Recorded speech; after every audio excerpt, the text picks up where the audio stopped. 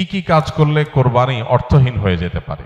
কোরবানি অর্থহীন হয়ে যাওয়ার জন্য সবচেয়ে বড় যেই কাজটি হতে পারে সেটা হলো লৌকিকতার কারণে বা আল্লাহর সন্তুষ্টি অর্জন ছাড়া অন্য কোনো কারণে যদি কোরবানি হয় তাহলে সেই কোরবানিটা অর্থহীন হয়ে যেতে পারে। কোরবানিটার সওয়াব পাওয়া থেকে আমরা বঞ্চিত হতে পারি। আল্লাহর কাছে এর কোনো বিনিময় আমাদের নাও থাকতে পারে যদি আমাদের ইখলাস না থাকে। কোরবানিতে ইখলাস খুব কমই থাকে। কোরবানিকে ঘিরে যদি আপনি বলেন সবচেয়ে বড় সতর্ক থাকার জায়গাটা কোনটা, তো আমি বলবো নিয়তকে খালিস করা। অন্য অনেক ইবাদত আছে, নামাজের ক্ষেত্রে আমরা আল্লাহর জন্য নামাজ পড়ি, সেখানে আসলে ইখলাসের অভাব এত বেশি থাকে না। কোরবানির মধ্যে ইখলাসের অভাব যত বেশি থাকে। মূলত কোরবানি এমন একটা ইবাদত যেখানে আল্লাহর উদ্দেশ্যে আমি পশু জবাই করছি, আবার পশুর গোশতটা আমার ঘরে তুলছি, অর্থাৎ ফিডব্যাকটা আমি পাচ্ছি। এরকম জায়গা যেখানে অর্থনৈতিক বা আর্থিক ইবাদত, সে আর্থিক ইবাদতের ফিডব্যাক বা উপকারিতা যদি আমরা নিজেরা পাই, সেখানে ইখলাস ধরে রাখাটা আসলে কঠিন হয়। কোরবানিটা সেরকম একটা ইবাদত। এই জন্য আমি কোরবানি কেন করছি এটা আগে ক্লিয়ার করতে হবে। আল্লাহ বলেছেন লা ইয়ানালাল্লাহু লুহুমুহা ওয়ালা দিমাউহা ওয়ালাকিন ইয়ানালুহু আত-তাকওয়া মিনকুম। কোরবানির পশুর গোশত, রক্ত কিছুই আল্লাহর কাছে যায় না। যেই চেতনা থেকে, যেই তাকওয়ার সুপ্ত চেতনা থেকে আমরা কোরবানি করি সেটা আল্লাহর কাছে ঠিকই যায়। সো ইখলাসটা এনশিওর করতে হবে, না হলে কোরবানি অর্থহীন হয়ে যেতে পারে। অনেকে আছেন প্রতি বছর কোরবানি করি, এবছর যদি না করি ছেলেমেয়েরা কার মুখের দিকে চেয়ে থাকবে। তাহলে এটা সামাজিক মর্যাদা রক্ষার কোরবানি হলো, আল্লাহর উদ্দেশ্যে না। অনেকে হয়তো মনে করেন যে আমরা প্রতি বছর গরু কোরবানি দেই, এবছর টাকা নাই, ধার করে হলেও দিতে হবে। কেন? কারণ আমাদের মুখ থাকবে না, মান সম্মান থাকবে না যদি ছাগল দেই, মানুষ মনে করবে গরিব হয়ে গেছি। এই যে মানুষ কি মনে করবে সেই চিন্তা থেকে আমি গরু কোরবানি করলাম, অর্থহীন হয়ে যেতে পারে কোরবানি। ঠিক একইভাবে নতুন আত্মীয় হয়েছে, অন্যান্যবার কোরবানি করি বা না করি, এইবার তো করতেই হবে, মেয়ে বিয়ে দিয়েছি, বিয়ের বাড়ির মেহমানরা আসবে, তারা জানবে, তো এবার কোরবানি না দিলে তো মুখ থাকে না। কোরবানি আমার উপরে আবশ্যক হয় না, তারপরে আমি কোরবানি করতেছি কেন? ব্যয়কে দেখানোর জন্য। ইখলাস নষ্ট হয়ে গেল। অনেকে আছেন যে কোরবানির মূল উদ্দেশ্য হলো ফ্রেশ গোশত সংগ্রহ করা, এই সামাজিক মর্যাদা ইত্যাদি, এগুলোর কারণে কোরবানি সবচেয়ে বেশি অর্থহীন হয়ে যায়। এই জন্য কোরবানিকে সবচেয়ে বেশি আমাদের রিয়া বা লৌকিকতা থেকে মুক্ত রাখার চেষ্টা করতে হবে। আল্লাহ আমাদের তৌফিক দান করুন। দ্বিতীয়ত, হারাম অর্থ দিয়ে যদি কোরবানি করেন তাহলে সেটা অর্থহীন হয়ে যেতে পারে। আপনি দেখবেন কোরবানির ইবাদতটাতে এক অদ্ভুত দৃশ্য আমাদের দেশে দেখা যায়। যারা যত বেশি প্র্যাকটিসিং, তাদের কোরবানির পশুর সাইজ সাধারণত তত কম থাকে। আর যারা যত বেশি নামাজ কালাম কম পড়ে, ইসলাম থেকে যত দূরে, তাদের কোরবানির পশুর সাইজ তুলনামূলকভাবে তত বড় হয়। অদ্ভুত না ব্যাপারটা? আপনি ঢাকা শহরে ঘুরে ঘুরে দেখবেন যে গুলশান, ধানমন্ডি, বনানী, বড়লোকদের এরিয়াগুলোতে এক একজনের গ্যারেজের ভিতরে আপনার বিভিন্ন নামের গরু, কালাচান, সুলতান, ধলাচান, লালচান, এক একটা গরু 3 লাখ, 4 লাখ, 5 লাখ, 7 লাখ, 10 লাখ টাকা দামের 2-3টা গরু। হয়তো অনেক এলাকা আছে যে একটা পাড়া মহল্লাতেও এত টাকা খরচ করে সবাই কোরবানি করার সুযোগ হয় না। যাই দেখেন ওই বাড়িতে যারা থাকে তাদের নামাজ নাই, কালাম নাই, ইবাদত নাই, বন্দেগী নাই, কোরবানির বেলায় মাশাআল্লাহ 4টা-5টা আছে, কারণ এটাতে বেটাগিরি জাহির করা যায়। আর যদি নির্বাচন সামনে থাকে তাহলে তো কোনো কথাই নেই। তাহলে এবার 10টা গরু, 20টা গরু, 30টা গরু। তো এগুলো বেশিরভাগ ক্ষেত্রে হারাম উপার্জন থেকে হয়, বিশেষ করে যাদের মধ্যে আল্লাহর ভয় না থাকে। তো হারাম উপার্জন থেকে যদি কোরবানির পশু করা হয়, জবাই করা হয়, বা ওই যে লৌকিকতার কারণে মানুষ দেখানোর জন্য, বাহবা পাওয়ার জন্য যদি কোরবানি হয়, তাহলে সেই কোরবানি কি হয়ে যাবে? অর্থহীন হয়ে যেতে পারে। তৃতীয়ত যে বিষয়টা আমাদের খেয়াল করা দরকার সেটা হলো কোরবানির পশুর জবাই করে তার গোশত খাওয়া আল্লাহ তাআলা আমাদের জন্য হালাল করেছেন, কিন্তু এর মানে এই না যে পশুর প্রতি কোনো অমানবিক আচরণ করা যাবে। পশুর প্রতি অমানবিক আচরণ করলেও কোরবানি অর্থহীন হয়ে যেতে পারে। এখন বলতে পারেন পশুর প্রতি কেউ কেউ অমানবিক আচরণ করে? উত্তর হলো হ্যাঁ, করে। কিভাবে করে? অনেকে আছেন পশু কিনে আনার পর যথাযথভাবে যত্ন আত্তি করে না, নিয়মতান্ত্রিকভাবে খাওয়ায় না, কারণ জবাই করে ফেলবো, দরকার কি খাওয়ানোর। আপনি 1 সপ্তাহ আগে 5 দিন আগে বাজার থেকে পশু কিনে আনছেন, এটা ঠিক মতো খাওয়াইলেন না, যেখানে তার কষ্ট হয়, মশা টশা আছে যেখানে সেখানে তারে বেঁধে রাখলেন।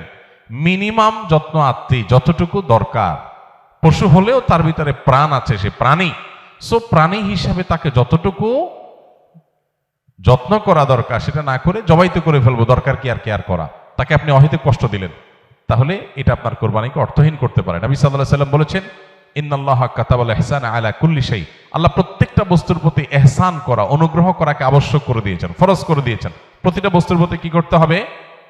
ইহসান করতে হবে। এই ইহসানের মানসিকতা আমাদের যদি না থাকে, তাহলে পশুর প্রতি যদি আপনি ইহসান না করেন, তাহলে আল্লাহর কাছে জবাবদিহি করা লাগতে পারে। আমরা যারা পশু কিনে আনি, নিজেরা জবাই করি, জবাই করার সময় কিছু অমানবিক আচরণ হয়। যেমন দেখা যায় জবাই করার পর কসাইরা বিশেষ করে চাকু দিয়ে গলায় খোঁচায়। এই গলায় খোঁচানোর পরে, খোঁচানোর কারণে দেখা যায় যে স্বাভাবিকভাবে রক্ত প্রবাহ হয়ে, রক্ত বের হয়ে যে মৃত্যু হতো, সেটা না হয়ে একটা পশু মারা যাচ্ছে অনেক সময় স্পাইনাল কর্ডে আঘাত করার কারণে।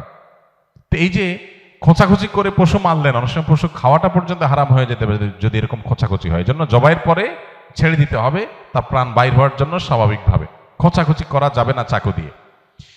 অনেক সময় দেখা যায় কসাইরা পশুর এখনো পুরো প্রাণ বের হয় নাই, এখনো মারা যায় নাই, রগ কাটা শুরু করেছে, চামড়া ছেলা শুরু করে দিয়েছে, নাড়াচাড়া এখনো করছে, এটা অমানবিক। তার প্রাণটা বের হওয়ার জন্য অপেক্ষা করতে হবে। নবী সাল্লাল্লাহু আলাইহি ওয়াসাল্লাম পরিষ্কারভাবে বলেছেন, তোমরা চাকু ভালো করে ধার দিবে। কেন? কারণ ধার দিলে পশু তাড়াতাড়ি জবাই হয়ে যাবে, অহেতুক তাকে খোঁচাখুচি করে কষ্ট দেওয়া লাগবে না। আমরা দেখা যায় নিজেরা হয়তো পশুর প্রতি অনেকে যত্ন করি, মায়া করি, কিন্তু পশুটা যে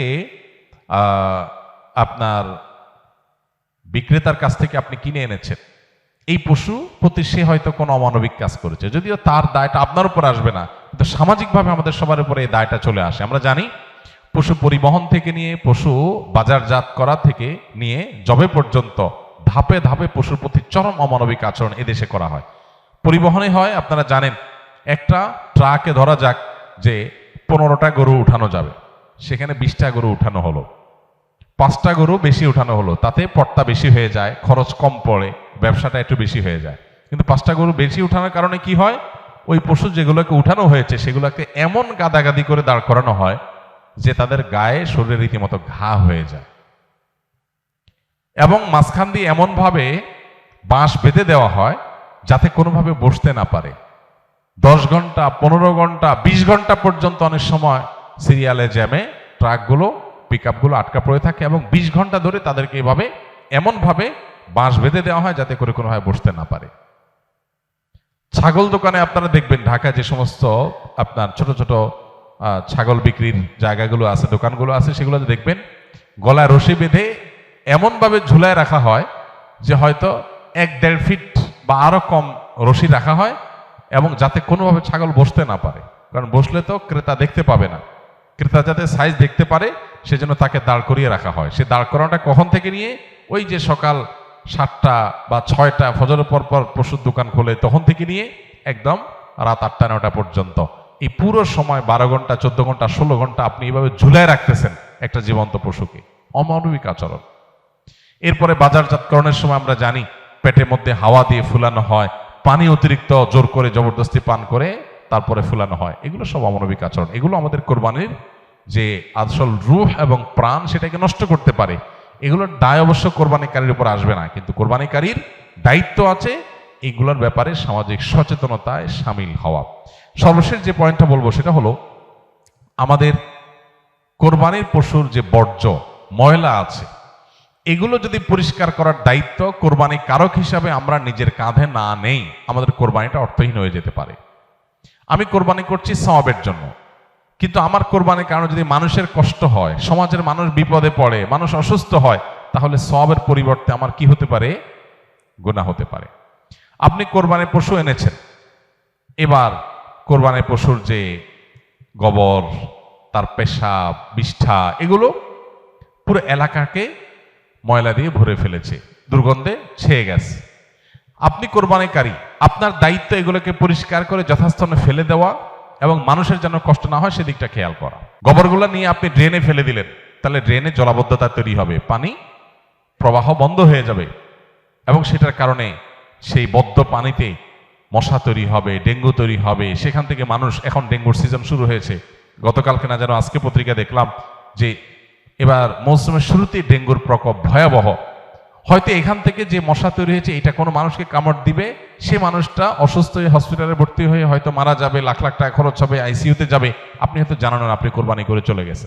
তো এই জন্য আমাদের কোরবানির পশুর বিষ্ঠা, ময়লা, বর্জ্য এগুলোকে পরিষ্কার করা, যথাস্থানে ফেলা, যেখানে সেখানে না ফেলা, এবং ড্রেন অন্যান্য জায়গায় মানুষের রাস্তাঘাটের আশেপাশে চলাফেরার জায়গায় ফেলে মানুষের কষ্টের কারণ যেন না হয় সেটা লক্ষ্য করা আমাদের কর্তব্য। যদি না করি তাহলে এই কোরবানি অর্থহীন হয়ে যেতে পারে। ভাইরা আমার, প্রতি বছর এই বিষয়টাতে আমরা সচেতনতা সৃষ্টি করার চেষ্টা করি। কোরবানি হোক পবিত্র, আমাদের দেশও থাকুক পরিচ্ছন্ন, আমাদের পরিবেশটাও ভালো থাকুক, এই স্লোগানটা আমাদের মাথায় রাখতে হবে। কোরবানি করার পরে অনেক সময় দেখা যায় কোরবানি পশুর রক্ত রাস্তায় বেয়ে পড়ে গেছে, মাটির রাস্তায় শুকিয়ে গেছে, আমি ভালো করে পানি ঢালি নাই, দায় সারা একটু পানি ঢেলে চলে গেলাম, তাহলে এই রক্তটা শুকানোর পরে দুর্গন্ধ হবে, মানুষ আশেপাশ দিয়ে যাবে, নাকে হাত দিয়ে যেতে হবে, কষ্ট হবে, দিলের বদদোয়া মানুষের আপনি পেতে থাকবেন। তো কোরবানি করে কি লাভ? আল্লাহর বান্দাদের কষ্ট দিয়ে তো আল্লাহকে আপনি খুশি করতে পারবেন না। কোরবানি পশুর জবে করার পর অনেকে বুড়ি পছন্দ করেন, বুড়ি খাওয়া হালাল, কেউ চাইলে পছন্দ করলে খেতে পারে পরিষ্কার করে।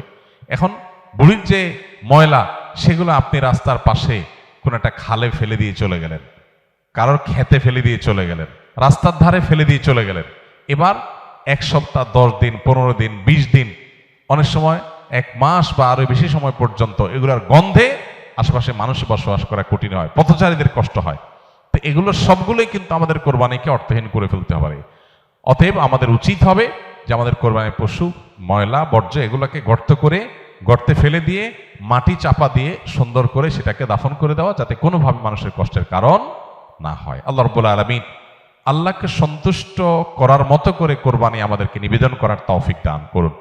কোরবানি যেখানে ত্যাগের কথা বলে, সেখানে যদি আমরা মানুষকে আমাদের এই ভিডিওটি যদি আপনার ভালো লেগে থাকে তাহলে ভিডিওতে একটি লাইক দিতে পারেন এবং আপনার প্রিয়জনদের সাথে শেয়ার করতে পারেন, এবং এইরকম আরও ভিডিও পেতে আমাদের ইউটিউব চ্যানেলটি সাবস্ক্রাইব করে পাশে থাকা বেল আইকনটি অন করে দিন।